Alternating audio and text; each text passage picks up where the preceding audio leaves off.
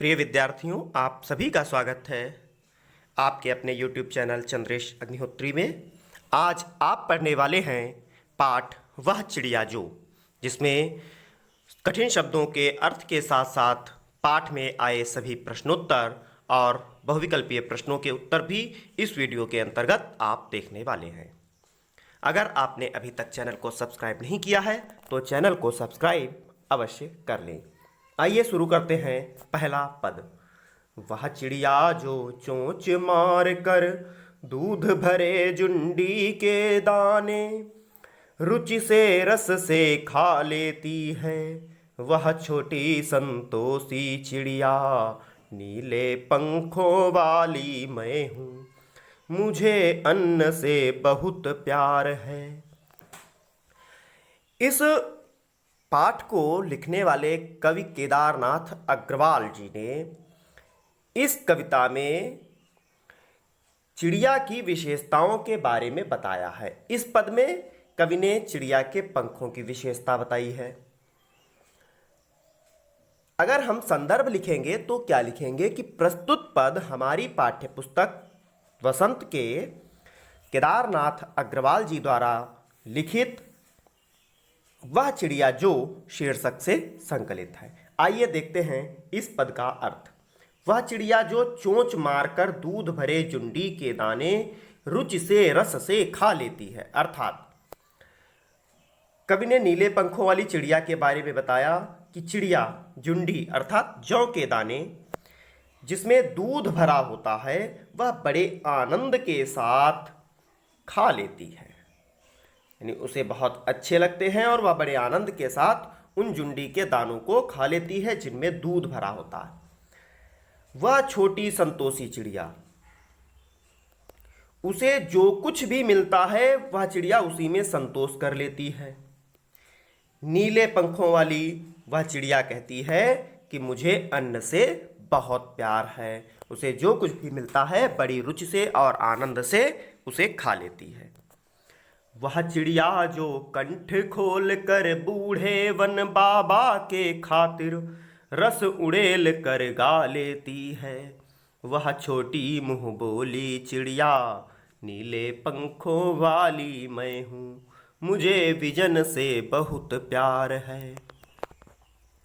अब प्रस्तुत पंक्तियों में कवि केदारनाथ अग्रवाल जी ने नीले पंखों वाली चिड़िया के गायक रूप का वर्णन किया है। कवि कहता है वह चिड़िया जो कंठ खोलकर, अर्थात जो अपने सुंदर कंठ से बूढ़े वन बाबा के खातिर, बूढ़े वन अर्थात बरगद पर बैठकर अपना रस उड़ेल कर गा लेती है, अर्थात बड़े आनंद के साथ गीतों को गाती है या गीतों में अपना रस उड़ेल देती है। वह छोटी मुंह बोली चिड़िया, वह नीले पंखों वाली छोटे मुंह की चिड़िया कहती है कि मुझे विजन से बहुत प्यार है, कि मुझे एकांत में भी उमंग भरी विजन से बहुत प्यार है। अंतिम पद। वह चिड़िया जो चोंच मार कर चढ़ी नदी का दिल टटोल कर जल का मोती ले जाती है, वह छोटी गरीबीली चिड़िया नीले पंखों वाली मैं हूँ, मुझे नदी से बहुत प्यार है। तो प्रस्तुत पंक्तियों में कवि ने नीले पंखों वाली एक ऐसी चिड़िया का वर्णन किया है जो चोंच मार कर चढ़ी नदी का दिल टटोल कर, माने चोंच मार करके नदी के अंदर से मोती रूपी जलों को ले आती है। और वह छोटी चिड़िया अपने नीले पंखों पर बहुत गर्व करती है और कहती है कि मुझे नदी से बहुत प्यार है। ये पद थे। आइए देखते हैं इस पाठ में आए हुए सभी प्रश्नोत्तर। तो पहला प्रश्न है, कविता पढ़कर तुम्हारे मन में चिड़िया का जो चित्र उभरता है उस चित्र को कागज पर बनाओ। तो चिड़िया पढ़कर जो चित्र मन में उभरता है उस चित्र का चित्रण निम्नलिखित है। अब आपके मन में कौन कौन से चित्र उभर सकते हैं? तो चिड़िया बहुत ही आकर्षक नीले पंखों वाली है, तो नीले पंखों वाली चिड़िया का चित्र बन सकता है। वह बहुत ही साहसी है जो उफनती नदी में जाकर जल का मोती ले आती है। ये भी आप बना सकते हैं। साथ ही साथ वह बूढ़े बरगद पर बैठकर गीत गाती है, आपको दूसरे पद में बताया गया। साथ ही साथ पहले ही पद में बताया गया था वह अन्न विजन और नदी से प्यार करती है। अगला प्रश्न है, तुम्हें कविता का कोई और शीर्षक देना हो तो क्या शीर्षक देना चाहोगे? एक तो शीर्षक केदारनाथ अग्रवाल जी ने दिया था, वह चिड़िया जो। अगर आप देना चाहें तो क्या शीर्षक देंगे? तो आप शीर्षक दे सकते हैं नीले पंखों वाली चिड़िया, एक शीर्षक हो सकता है। फिर अगला प्रश्न है, इस कविता के आधार पर बताओ कि चिड़िया को किन किन चीज़ों से प्यार है। तो इस कविता के आधार पर ज्ञात होता है कि चिड़िया को दूध भरे अनाज के दानों, नदी तथा जंगल से प्यार है। चिड़िया जुंडी के दाने एवं अन्य अनाज के दानों को खाना पसंद करती है। इस चिड़िया को गीत गाना पसंद है। जंगल से इसे बहुत प्यार है। यह नदी से भी बहुत प्यार करती है। तो इस प्रश्न के उत्तर में जो जो चीज़ें पसंद हैं वो आपके सामने स्क्रीन पर लिखी हैं। अगले प्रश्न में कुछ पंक्तियां लिखी हैं, उनका आशय आपको स्पष्ट करना है। रस उड़ेल कर गा लेती है, इसका आशय क्या हुआ कि चिड़िया जंगल में जब अकेली होती है तब वह बिना किसी डर और संकोच के उन्मुक्त भाव से गाती है। वह मधुर स्वर में गाती है। उसके स्वर की मधुरता वातावरण में रस घोल देती है। फिर अगला है, चढ़ी नदी का दिल टटोल कर जल का मोती ले जाती है, इसका आशय क्या होगा? तो इसका आशय है कि छोटी चिड़िया चढ़ी हुई नदी से बिल्कुल भी नहीं घबराती है। वह उफनती नदी के बीच से अपनी चोंच में पानी की बूंद लेकर उड़ जाती है, यानी लबालब भरी नदी की जलराशि का अनुमान लगाकर उस जलराशि में से जल का मोती निकाल लाती है। अर्थात उसी पानी से चिड़िया अपनी प्यास बुझाती है, इसीलिए पानी मोती की तरह अनमोल है। अब अनुमान और कल्पना के अंतर्गत आपके जो प्रश्न पाठ्यपुस्तक में दिए हुए हैं, जो भी प्रश्न आपकी पाठ्यपुस्तक में दिए हुए हैं वो सारे प्रश्न हम उत्तर के साथ इस वीडियो में आपको दिखा रहे हैं। इसलिए अगर और ऐसा हम सभी पाठों के साथ करने वाले हैं, तो अभी तक आपने अगर चैनल को सब्सक्राइब नहीं किया है तो चैनल को सब्सक्राइब अवश्य कर लें। कवि ने नीली चिड़िया का नाम नहीं बताया है, वह कौन सी चिड़िया रही होगी? इस प्रश्न का उत्तर जानने के लिए पक्षी विज्ञानी सालिम अली की पुस्तक भारतीय पक्षी देखो। इनमें ऐसे पक्षी भी शामिल हैं जो जाड़े में एशिया के उत्तरी भाग और अन्य ठंडे देशों से भारत आते हैं। उनकी पुस्तक को देखकर तुम अनुमान लगा सकते हो कि इस कविता में वर्णित नीली चिड़िया शायद इनमें से कोई एक रही होगी। क्या रही होगी? नीलकंठ की छोटा किलकिला, या कबूतर, या बड़ा पतरिंगा। तो इस कविता में वर्णित नीली चिड़िया शायद नीलकंठ रही होगी, क्योंकि उसके शरीर के ज्यादातर भाग का रंग नीला, आकार छोटा तथा आवाज मीठी होती है। इसलिए कवि कहता है कि शायद वह नीलकंठ ही रही होगी। अब अगले प्रश्न में लिखा है कि नीचे कुछ पक्षियों के नाम दिए गए हैं, उनमें यदि कोई पक्षी एक से अधिक रंग का है तो लिखो कि उसके किस हिस्से का रंग कैसा है। जैसे तोते की चोंच लाल है, शरीर हरा है। ऐसे ही मैना है, कौवा है, बतख है या कबूतर है। तो मैना के पंख भूरे व सफ़ेद रंग के होते हैं, उनकी टांगें हल्की लाल होती हैं। साथ ही साथ कौवा का पूरा शरीर काला होता है। बतख सफ़ेद रंग का होता है, इसके पैर हल्के गुलाबी रंग के होते हैं। कबूतर का रंग स्लेटी सफ़ेद होता है, गर्दन कुछ कुछ नीले रंग की होती है और इसकी टांगें लाल होती हैं।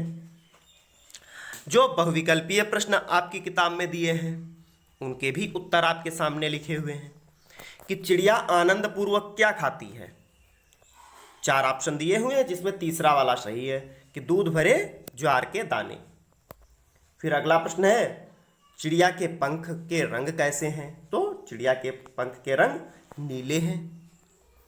चिड़िया को पसंद है, क्या पसंद है? अनाज के दाने पसंद हैं। चिड़िया किसके लिए गाती है? तो चिड़िया जंगल के लिए गाती है। और अंतिम बहुविकल्पीय प्रश्न है, चिड़िया को किन चीज़ों से प्यार है?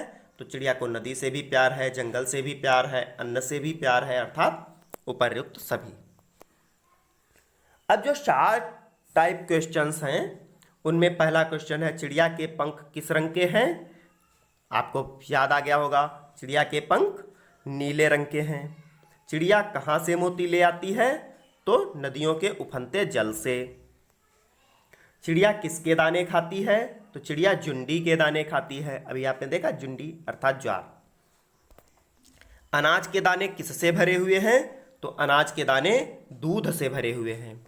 जब आप कोई भी अनाज का छोटा सा बीज लेते हैं तो उसमें आप देखते हैं कि थोड़ा सा बीज दूध जैसा निकलता है, तो अनाज के दाने दूध से भरे हुए हैं। फिर एक चिड़िया का स्वभाव कैसा है, तो चिड़िया का स्वभाव बहुत संतोषी है। आपने यह वीडियो देखा, इस साथ ही साथ अब इसमें जो अति लघुत्तरीय प्रश्न के बाद लघुत्तरीय प्रश्न आने वाले हैं, आप उनका भी अध्ययन इस वीडियो में करेंगे।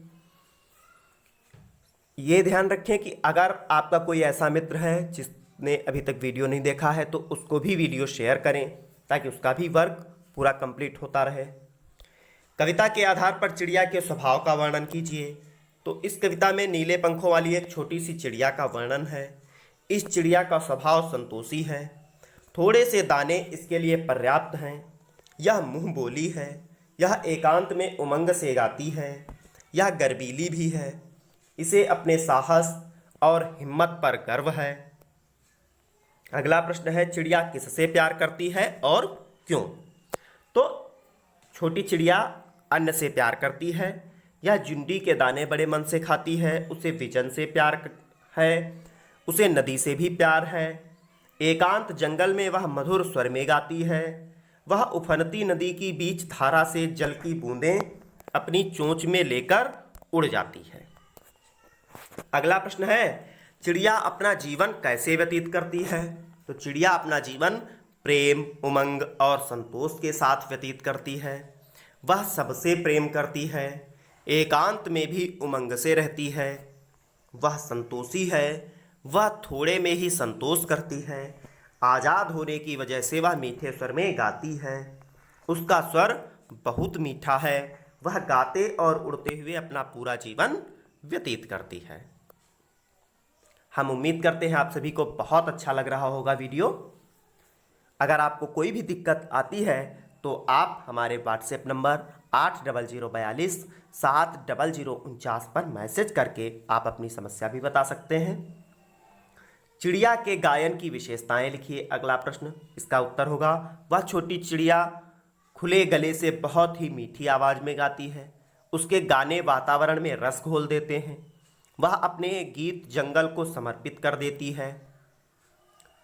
प्रश्न 5, चिड़िया के माध्यम से कवि हमें क्या संदेश देना चाहता है। तो कवि चिड़िया के माध्यम से खुशी से जीने का संदेश हमें देते हैं। चिड़िया के माध्यम से हमें सीख मिलती है कि हमें थोड़े में ही संतोष करना चाहिए। इस कविता में अकेले रहकर भी उमंग से जीने का संदेश दिया गया है। इसके साथ ही कवि हमें बताते हैं कि विपरीत परिस्थितियों में भी हमें साहस नहीं खोना चाहिए, हमें अपनी क्षमता को भी पहचानना चाहिए। पूरा वीडियो देखने के लिए बहुत बहुत धन्यवाद। आप सभी से निवेदन है कि अगर आपने अभी तक चैनल को सब्सक्राइब नहीं किया है तो चैनल को सब्सक्राइब करने के साथ साथ अपने सभी मित्रों को शेयर करें। व्हाट्सएप ग्रुप, फेसबुक ग्रुप हों, उन पर भी शेयर करें। धन्यवाद। जय हिंद।